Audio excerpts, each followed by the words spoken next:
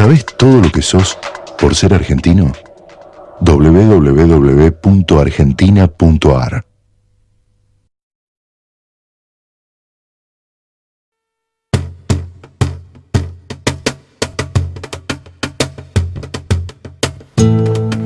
Me parece a mí, es un parecer, que uno no está, o por lo menos no está del todo en sus nombres.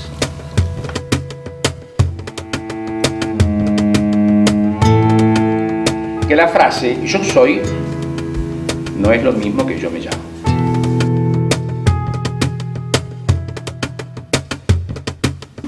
O en definitiva, ¿yo no soy acaso esa especie de sombra ambigua e indeterminada que se mueve dentro mío y que no hay manera de nombrar?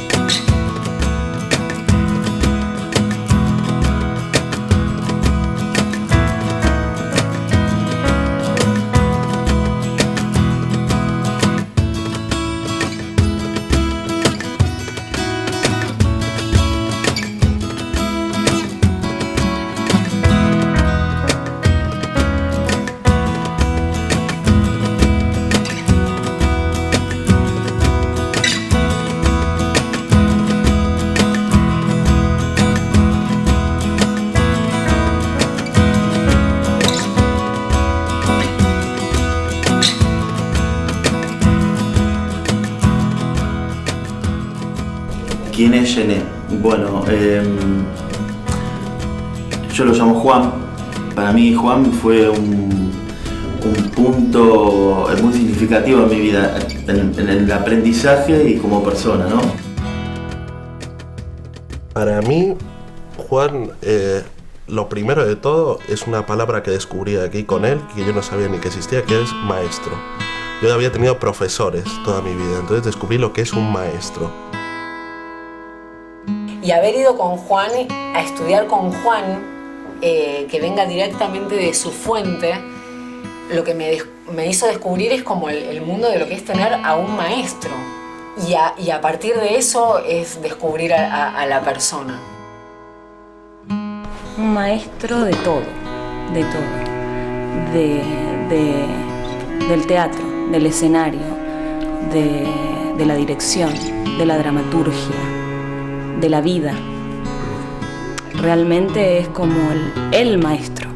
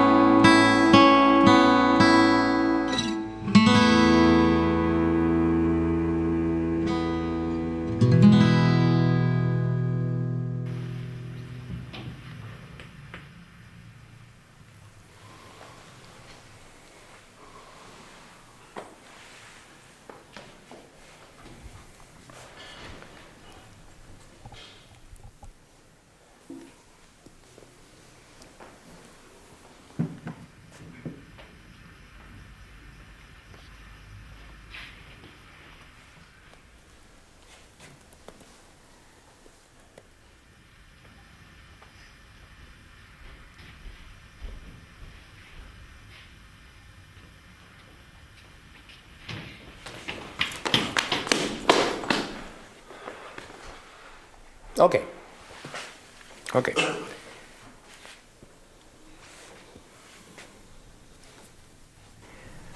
Lo que dice acá es A, que eres tú, sí, está sentado, y B, está de pie, no entra, está. Se miran. ¿Sí? Empecemos por ahí. Muy bien. Esto no es lo que hicieron. Lo que es está escrito acá. El ejercicio consiste en eso. ¿Sí?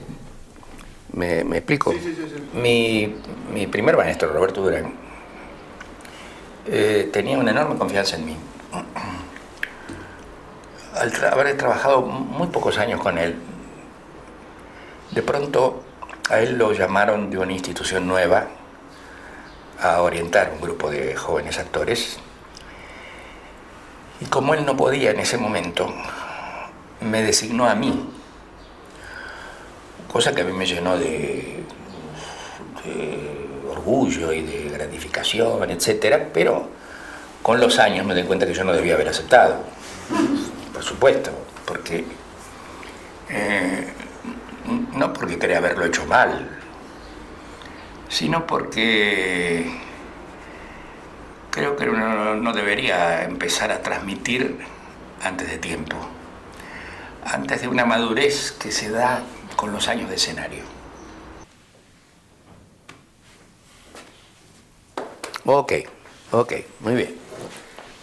Entonces, un planteo original en 3 situaciones se transformó en 4, que además de pronto complejiza la relación.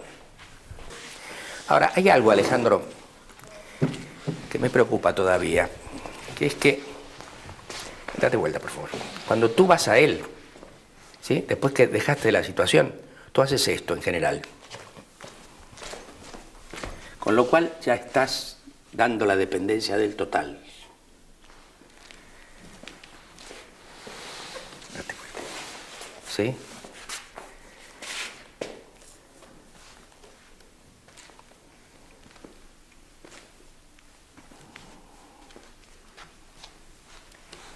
Esto es otra cosa. Este es tu tiempo. No te dejes llevar por el tiempo de él. Lo probemos una vez más y ya lo tenemos más o menos limpio.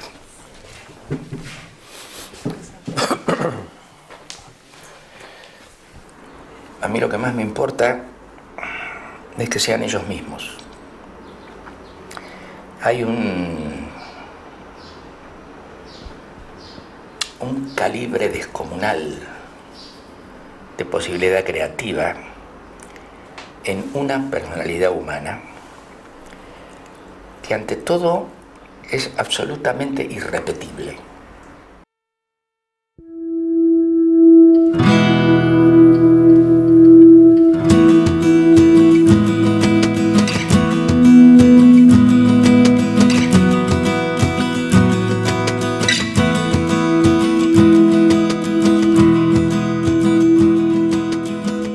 Yo me fui exiliado de aquí el primer año del año 76 a Colombia, de donde pasé a Venezuela un año después. En cuanto llegué a Venezuela, el director general y fundador del CELCIT, Luis Molina López, se me presentó a ofrecerme el CELCIT como lugar de enseñanza. El CELCIT para mí es... Claro que ahora está medio cortado porque era el CELCIT de antes. Este CELCIT es como un CELCIT nuevo al que hay que entrarle. El otro CELCIT era mi casa. Fue el lugar, esto que decía antes un poco, ¿no? Como el lugar donde encontré un espacio de contención y de poder tirarme a la pileta. El espacio físico, la pared azul, el ladrillo, la lluvia, los camarines, el sótano, como que todo ese espacio me representa a mí parte de mi historia, de mi vida, de pasar todo mi embarazo ahí adentro. El Centro Latinoamericano de Creación e Investigación Teatral, lo que responde a la sigla CELCIT, actualmente tiene filiales en muchos países, pero sus secretarías firmes son la de Caracas en investigación, la de Buenos Aires en formación y la de España como promoción. De modo que esa es la historia. Esto fue en el año 77. El año pasado cumplí 30 años de trabajo con el CELCIT, porque todo lo que hago pasa por el CELCIT. Así que así fue el asunto.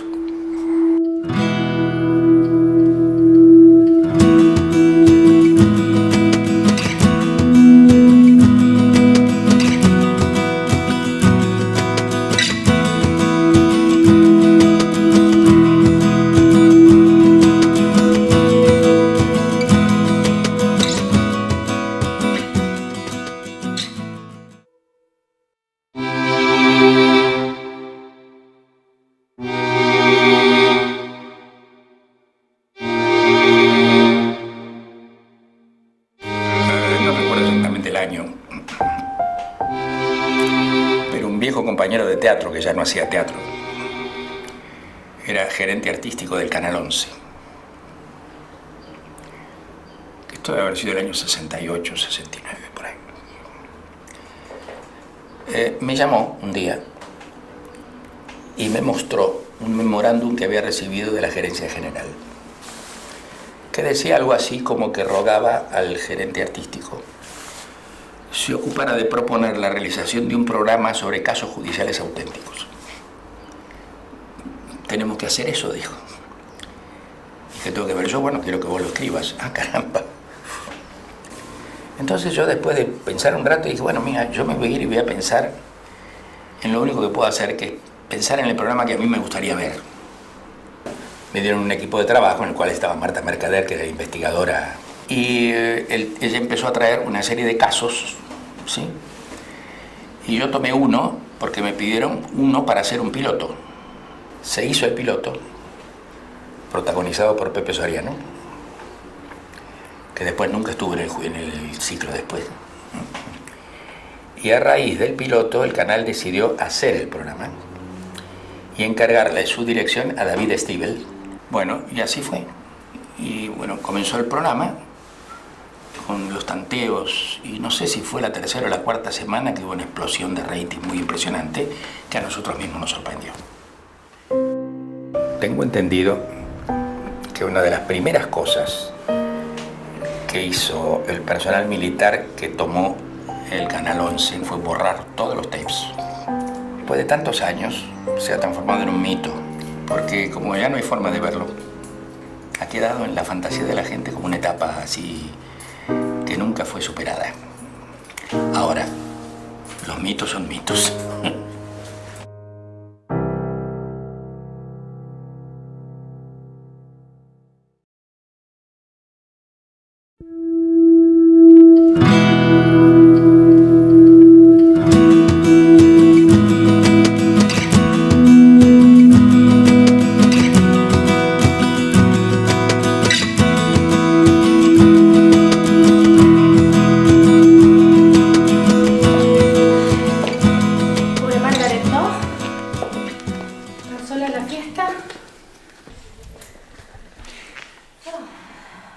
Qué raro, Marcus.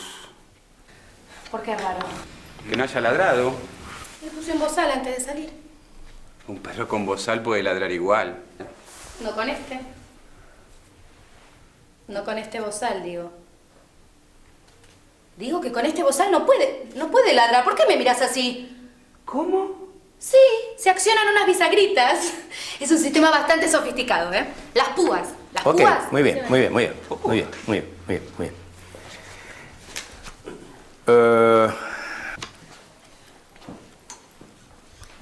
¿Por qué se ríe ella cuando cuenta cómo es el bozal? Porque le gusta, porque es perversa. Porque en realidad el perro me lo regaló Margaret. Sí. Cuando yo la pisé con el auto la dejé con toda paralítica y tiene todo plástico. Sí. Entonces en realidad es perverso. Y aparte Agustina odia a los perros también, no sé qué. Bien, aparte de eso me sorprende muchísimo que tú después de tantos años vengas y me digas es así. No. No. Bien, no. No es de ninguna manera. Vamos a averiguarlo. ¿Cuántos ensayos tenemos para saber cómo es el personaje? No, hombre, déjame probar. No es nada. ¿Qué hace? Entonces yo quiero saber de qué le sirve la risa esa, que es la decisión previa de que es perversa. ¿Sí? Una tendencia a psicologizar la vida de los personajes, haciendo de ellos inventario de cualidades. Es decir, tratando de descubrir por análisis literario lo que los personajes son, como si uno pudiera descubrir o afirmar cómo es, por ejemplo, un ser humano real. Juan dice, el personaje es lo que hace. Definitivamente lo que uno tiene que hacer técnicamente es tratar de entender, si voy a hacer Hamlet, qué hace Hamlet para hacerlo, y en todo caso va a suceder lo que tiene que suceder, que es lo que está escrito. Un personaje es una entidad poética, es algo que está escrito en un texto y nada más que eso. O sea, Hamlet no tiene riñón, no tiene psicología, no hay estructura psicótica ni nada. El personaje es lo que hace. Yo tengo que aprenderme el texto e ir y hacer lo que hace el personaje. Si yo cumplo con la acción que está el texto, empieza a tomar vida ese personaje. Nada.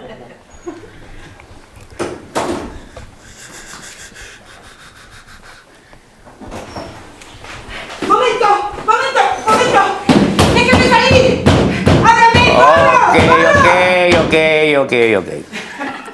Mira, como lo he hecho todas las veces, yo te pregunto, ella está ahí rascándose los pies lo más bien. De pronto se para y empieza a hacer... ¿Para qué? Fabiana. Desde el personaje. Veo la puerta y digo, ahí voy. Y perdón, no es...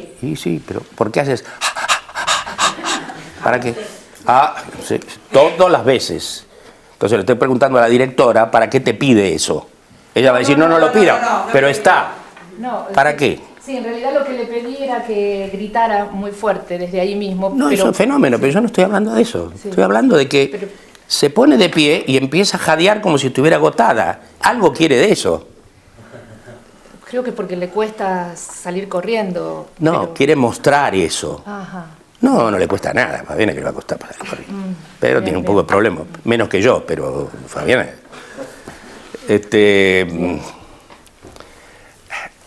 ¿Sabes por qué te lo pregunto? Sí. Porque Fabián intenta mostrarnos algo con eso. No sé qué es. ¿Qué es? Por ahí desesperación. Bien, y como no estás nada desesperada, estás simulándolo. ¿Viste? Sentimientos, no te metas con ellos. La emoción no aparece porque uno lo decida. La emoción aparece porque uno hace determinadas cosas. Por supuesto que entre la acción y la emoción hay una relación dialéctica estructural. La acción crea de emoción de la misma manera que la emoción crea acción. ¿Sí? Mi técnica es la de ir a la acción para que la acción genere la emoción que auténticamente le corresponde, no la que uno supone que debe existir. Lo que Juan propone es que nunca se empiece por el sentimiento, porque yo no puedo decidir los sentimientos. Los sentimientos son algo que sucede seguramente por cosas que pasan. Y una técnica lo que debería hacer es liberar el inconsciente creativo personal de cada uno y lograr ser él mismo en escena, que es lo que permite poder jugar con propiedad de ser otro. Y esto es un paso nada fácil. Y creo que el modo más fértil de darlo es cuando el actor logra ser él mismo. Hay una especie de momento luminoso en que eso se produce y es como que se abre la puerta para poder entrar en los personajes.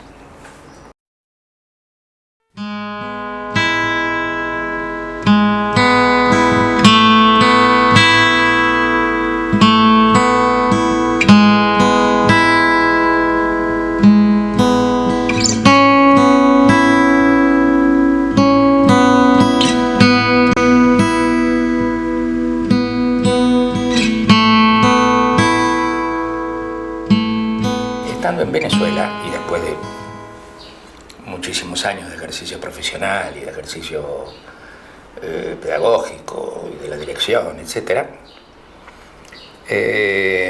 tropecé. En este caso con Verónica Odó, que era una persona que venía de la danza y que comenzó a interesarse por el teatro y comenzó siendo, bueno, una discípula mía. Allá llegó Verónica a tomar clases con él. Ella era una bailarina, venía de Chile, había perdido toda su familia, también estaba en el exilio y se conoció con Juan como alumna de él. Bueno, fue hace muchos años, en Caracas. Coincidimos allá con nuestros respectivos exilios que estaban de moda en la época. Entonces este compañero estaba asistiendo a un primer taller que Juan había empezado a dar allá en Caracas. En el mismo edificio donde yo vivía. O sea, era un mamotreto, un lugar que se llama Parque Central en Caracas, que son unos edificios enormes. Y el local del CELSIT estaba en el subsuelo del edificio donde yo vivía. Y en el 95 digo, bueno, me anoto en el CELSIT y hago un curso con él. En ese momento daban clase él y Verónica, o sea, daban los dos clases. Las 2 primeras horas las daba Juan y las 2 primeras horas Verónica en todo un entrenamiento corporal y las otras 2 Juan. Y complementaban. Para mí fueron los mejores años de clase con Juan, porque me parece que el complemento de los dos es maravilloso cuando están los dos juntos dando clase. Para mí pensar en Juan en muchos momentos es, bueno, Verónica Odó también. Creo que es una dupla insuperable. Creo, y no soy el único que lo piensa, que Verónica es la pieza que cierra a Juan y Juan es la pieza que cierra a Verónica. Está el giro que dio todo mi modo de transmitir técnicas a partir del contacto con ella, justamente por venir de la danza y por completar de una manera concluyente todas esas intuiciones corporales que venían desde muchos años atrás. Juan vio en mí una cosa insólita dentro de su experiencia manejando y formando actores. De repente Juan me pregunta, a ver, ¿y vos por qué sabés eso? Y yo no sabía qué era lo que sabía. Claro. Entonces, evidentemente, la formación que yo tuve en la danza y después este paso por la pantomima, a mí me dio una formación física, de disponibilidad, de noción de espacio, que se me acomodó rápidamente al hecho teatral.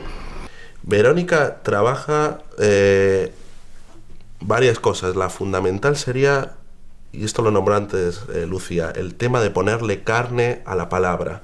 La carne es el cuerpo. Entonces, como muchas veces como actores la palabra nos resulta algo ajeno, algo difícil, algo como un apéndice extraño del cuerpo, y con Verónica tratamos de que eso fluya y todo sea lo mismo. El cuerpo es palabra. Entonces trabajamos mucho todo ese entrenamiento corporal previo y tal, pero que el actor ya va ahí con una carne puesta, que es muy diferente si no llevas eso y llegas directamente al primer ensayo sin nada, ¿no? El personaje no vive desde que está escrito hasta que está escrito, no. Viene de antes y sigue después. Esta vida anterior que trae el personaje es la que yo trato de que esté latiendo en el escenario, porque entonces está vivo. Ella tiene un sentido de dónde ocurre cada cosa en el espacio y dónde su cuerpo está modificando el espacio. Y esto lo logra transmitir en sus clases. Verónica tiene, a diferencia de Juan, por eso nosotros decíamos la primera parte que era la de Verónica y la segunda parte que era la de Juan, a veces como en contraposición, por la gran cantidad de energía desplegada por Verónica con nosotros, que incluso se metía a hacer ejercicios, y el escritorio y Juan, ¿no? Claro. Pero Juan sentado era capaz de lanzar una palabra que modificaba todo. Absolutamente. Hay una cosa que tiene que ver con un comportamiento que es la ubicación espacial. Entonces tenés que entrar al escenario y saber dónde estás ubicado espacialmente, tu cuerpo. Porque en definitiva no hay otra cosa que el cuerpo. No hay otra cosa. No sé si lo dice Juan en las clases. Pero es que no hay otra cosa. Pero no hay otra cosa en la vida. Yo no tengo nada para entregar. No hay nada que yo me pueda sacar y dártelo a ti. Nada, nada. Lo que puedo hacer es darte que tú te des cuenta de todo lo que tú tienes ahí para actuar.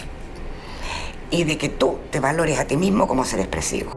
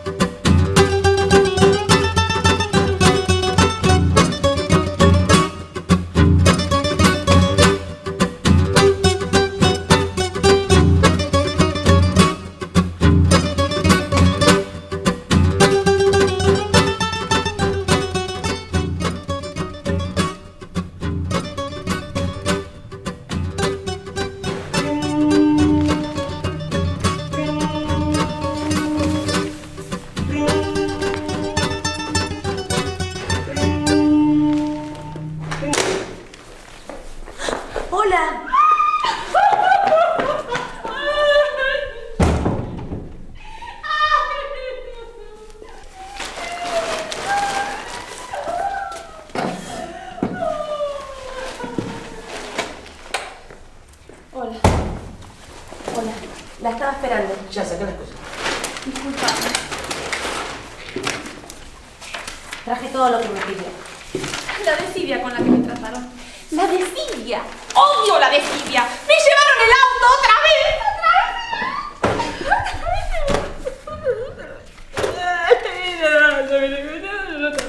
Bueno, cálmese. ¡Le sirvo un vaso de agua! Por favor. La acción es la modificación de la realidad en una, probablemente sí, hay infinitas serie de escalas muy superficiales y muy profundas, donde los cambios son la más elemental ocupación del espacio por los objetos, ¿sí? Cambiar una silla de lugar, ¿sí? A las operaciones internas más complejas. Pero yo creo que no hay que ocuparse de las operaciones internas complejas, sino de lo que uno quiere hacer con el otro. A ver, desde ya que la veo más clara que la vez pasada, ¿no? El planteo de situaciones es bastante claro y las confusiones aparecen por otro lado, me pareció. En esto que vimos, ¿qué quieres que pase? Quiero que le exija, digamos, le exija a Cristina, a través de lo que fuera, no importa. Que hace, exija que quiere terminar con esto ya. Ok. Eso es lo que no está pasando. El método de las acciones físicas de Stanislavski trabaja con este método en los últimos años de su vida. Él muere en el 38, en el último tramo trabaja con esto. Y Juan toma este método para trabajar el trabajo de las acciones físicas. Stanislavski fue el descubridor de una técnica actoral y particularmente el descubridor de una forma, de un estilo de formación del actor. El descubrimiento de esta nueva apertura, de esta liberación de la técnica actoral, que significa la acción física, ilumina de una manera distinta los primeros tópicos de su primer tomo, sobre la memoria afectiva, la concentración, la comunión, el espíritu de juego, el espíritu de verdad, todas estas cosas ya tan clásicas de Stanislavski. Todo esto es iluminado por esto mal llamado método de acciones físicas, que nunca es un método y que además Stanislavski detestó como tal. La palabra método es un invento de los norteamericanos. ¡Hola!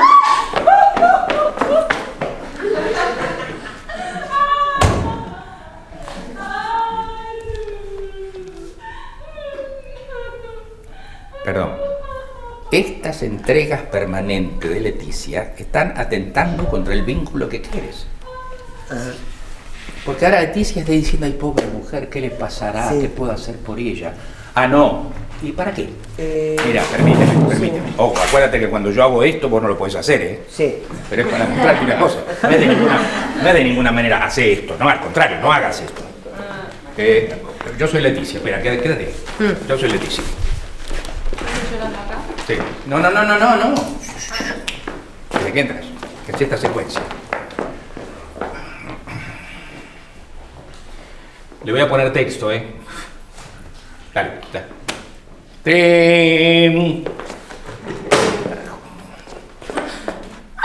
Hola. Ay, reputa madre, carajo, con la doradita. Ahora esto. Bien, esto define qué vínculo tiene. Ojo, estoy siempre respondiendo a lo que tú dices que quieres, ¿eh? Ojo. Ahora, esto que hice no se puede hacer. Yo, en este momento, como ustedes saben, estoy cumpliendo 80 años. De los cuales 60 tienen que ver con el teatro. Y yo diría que estos 60 años han sido empleados en medir el alcance de la grandeza de Stanislavski. Tratar de encontrar el punto en que él no estuvo antes que uno, hasta ahora me ha resultado imposible. Juan, hiciste una relación de la situación dramática con las estructuradas como las situaciones de la vida. ¿Dijiste algo así? Ah, cierto, sí. Tomen asiento, por favor, chicas. Oye, esto es tuyo, ¿no? A ver si me lo llevo yo y...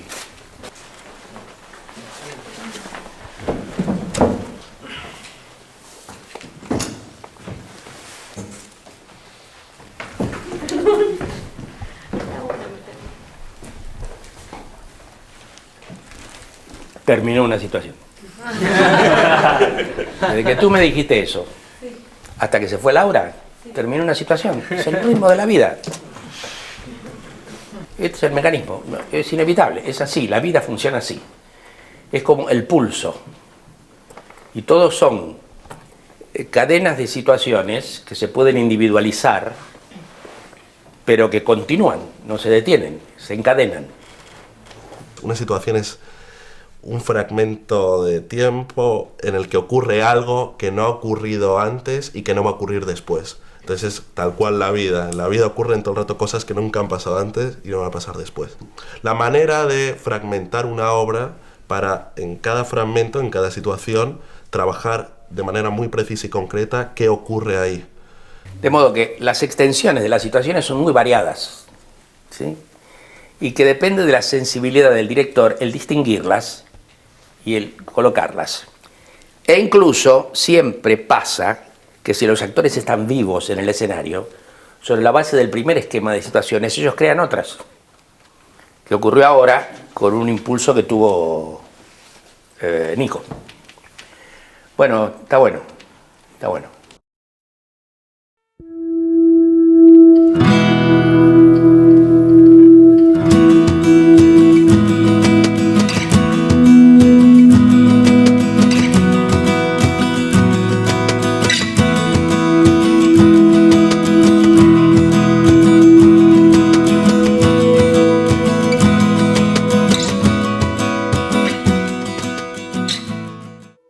Lo que me impresionó fue cuando él arranca en Venezuela con el grupo de Astral 80.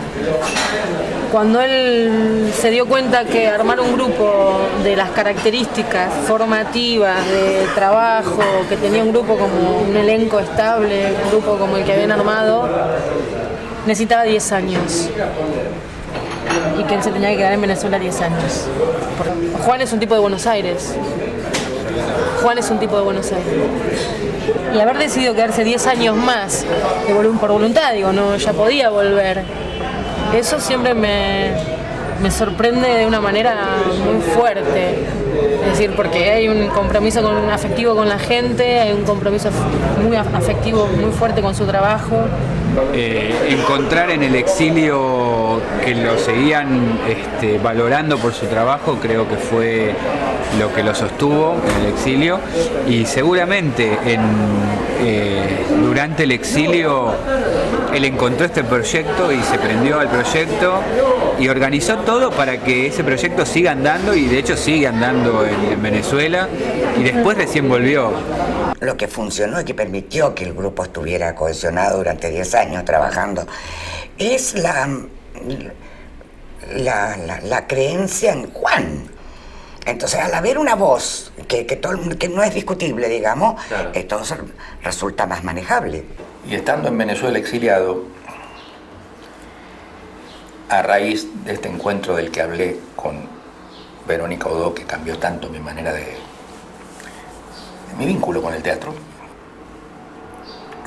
más la presencia junto con ella de algunos elementos humanos muy interesantes, y después de una experiencia de trabajar varios años juntos, esas personas, decidimos crear un grupo, el Grupo Astral 80, cuyas dos primeras realizaciones, la primera que se llamaba Variaciones Wolf y la segunda que era Golpes en mi puerta, estaban centradas en Verónica. Una de las virtudes del exilio, en mi caso, y creo que en el de Juan, es la libertad que te da estar fuera de tu lugar, y además con una patada en el traste, claro, de semejante tamaño. Yo siento que también él escribió con mucho más libertad. Sí. Yo creo que Golpes a mi puerta, no creo que Juan lo hubiera escrito acá en Argentina. El hombre se esfumó en esta cuadra. Lo tenían literalmente cercado y se esfumó. Y como nadie se esfuma salvo en los milagros, usted, hermana, debe creer en milagros, ¿verdad? Por supuesto. Son inusuales, pero ocurren. Pero por inusuales que fuesen, los milagros ocurren por mediación divina. Y de haberse operado en este caso tal milagro, eso despertaría sospechas de parcialidad sobre Dios. Y el buen Dios no se ocupa de política, ¿no es cierto? No, señor. Solo de la justicia. En tiempos previos a mi exilio,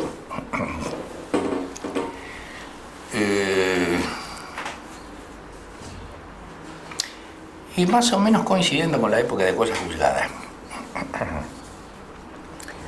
yo escribía y dirigía un programa.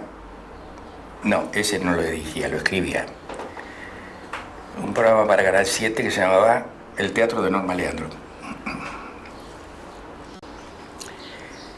En él hice un capítulo.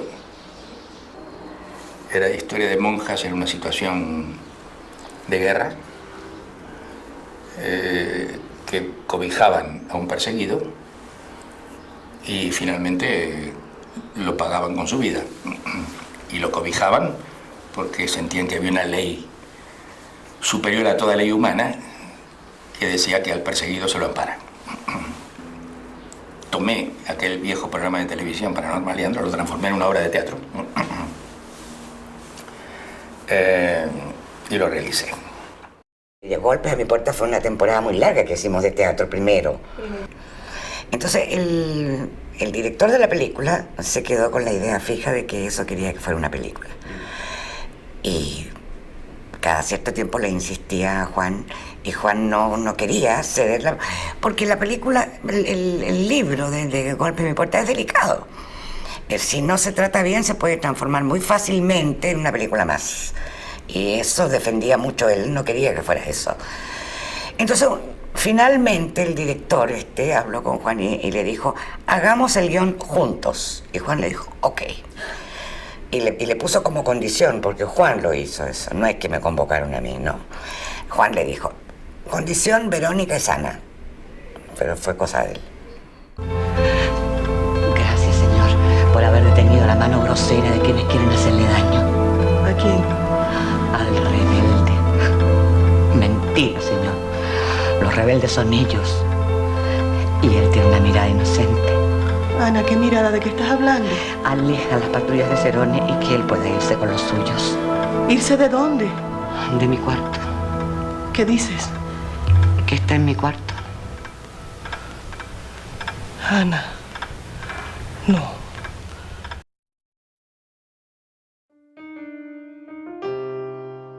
Si ella se nombra a sí misma, se llama Daniela Katz, y Katz con C. Apellido materno, Lasser. Si ella, decía yo, dice de sí misma, yo soy Daniela, es muy posible que se sienta tan distinta de ese nombre como yo del mío. Ocurre que Daniela, bueno, eso como ustedes, como yo, como todo el mundo, Daniela es totalmente improbable. Fíjense, tiene 2 padres, 4 abuelos, 8 bisabuelos, 16 tatarabuelos. De modo que hubiese bastado que, por ejemplo, alguien no hubiese pasado por determinado lugar en un momento muy preciso. O lo hubiese hecho sí, pero mirando para otro lado, de manera de no haberse encontrado con quien engendraron un descendiente, para que quien estuviese aquí fuese otra u otro. El tema de la obra trata de unas cartas que estaban en la casa de mi abuela cuando yo era, desde que yo nací. Mi abuelo se murió cuando yo nací, a los 5 días. Y esas cartas estaban ahí, en alemán. Y ahí, en las cartas, empieza a aparecer que la mayor cantidad de cartas las manda la hermana de mi abuelo, una chica de 17 años. Pero Daniela, desde muy chica, se obsesionó con ellas. Y cuando tenía 17 años, las hizo traducir. 2 de julio de 1938. Querido Rudy, 2 de julio. Espero que hayas pasado bien la primera parte del viaje y que no hayas sufrido mareos marítimos. Se me abre a mí el mundo de pasar eso a hacer un hecho artístico, a hacer algo con eso. Me parecía muy rico ese personaje. Pero intentándolo varias veces y poniéndome ahí con otras personas también y demás, me doy cuenta que es imposible porque tiene todo un idioma que tiene que ver con el idioma epistolar, que es la carta. Recibimos tu carta, pero fue un chiste caro porque tenía sobrepeso y papá tuvo que pagar 2 marcos con 48 centavos. Tenés que pesar las cartas antes de enviarlas. Un mensaje bien curioso para esa fecha. Una actriz en ese entonces muy joven, Daniela Katz, vino a hacer un taller de verano conmigo sobre dramaturgia actoral. Y ella me contó que ella tenía las cartas de su abuelo, exiliado acá durante el nazismo, que había venido votando donde era de su familia, que nunca le había podido traer, etcétera, etcétera, y las cartas entre la hermana y este señor. Y que ella siempre pensó en hacer algo para el teatro con esto, y que nunca lo había logrado. Años después, muchos años después, en conversaciones con ella, volvió a surgir el tema de esas cartas. Y yo un día le dije, ¿puedo leer las traducciones castellanas? Sí. Y fue el momento en que me perdí, porque al leerlas me obsesioné. Esta conjunción de una realidad muy concreta de seres humanos presentes ahí, que puedan pasar a ser ficción, me resultó interesantísima. Como me resultó interesantísimo encontrar la documentación concreta que habla de la complicidad argentina con los hechos del nazismo. ¿Denuncia yo? Si ni siquiera estoy legal aquí. ¿Denuncia ante quién? ¿Contra quién denuncia? No se pueden iniciar investigaciones por rumores provenientes de gente desesperada.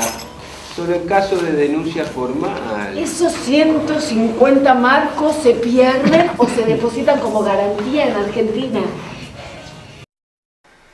Y a partir de ahí, bueno, a él le interesó mucho. Después de mucho tiempo, me dice si tengo los originales, le doy los originales, le muestro una foto de Loti.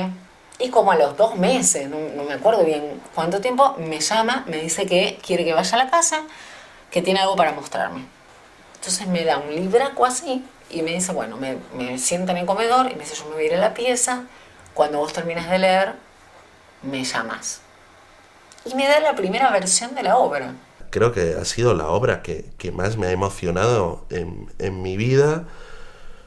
Hablaba de los emigrantes, entonces yo como emigrante me tocó en el corazón, me rompió todo cuando me enteré que esa obra encima era la vida de la familia de la actriz.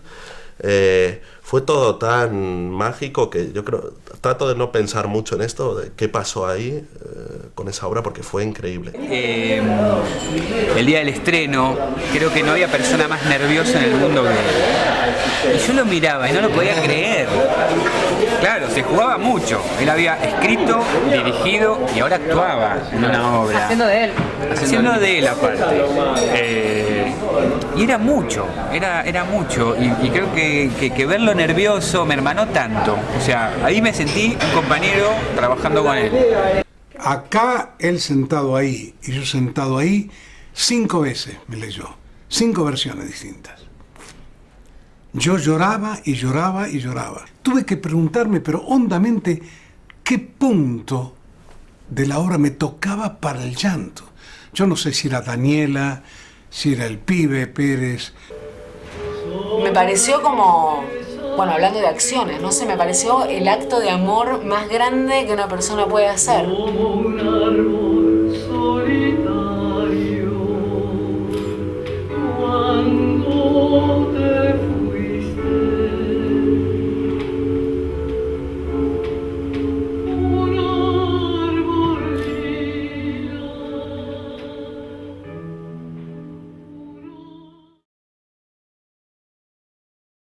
El estar permanentemente haciendo esto que se llama enseñar, que parecería ser más bien algo como orientar, ¿no? Creo que si persisto en eso, con lo que me señalan ustedes con entusiasmo y pasión, es porque me mantiene en permanente crecimiento a mí.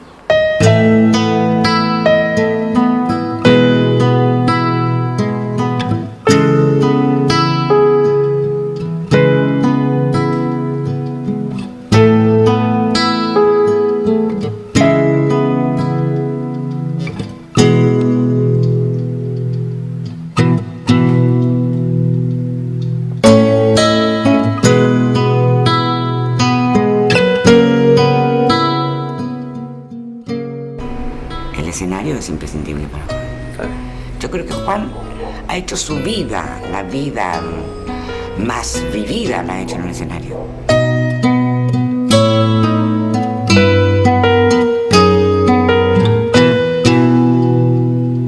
Pero yo creo que él dirige desde su ser actor, escribe desde su ser actor,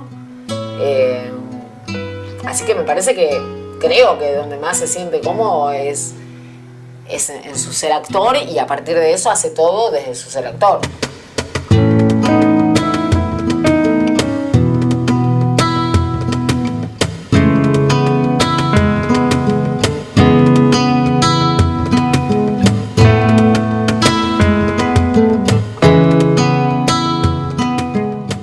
El teatro es algo tan fundido con el significado de la vida y de la muerte que no tiene ninguna otra de las artes que se objetivan.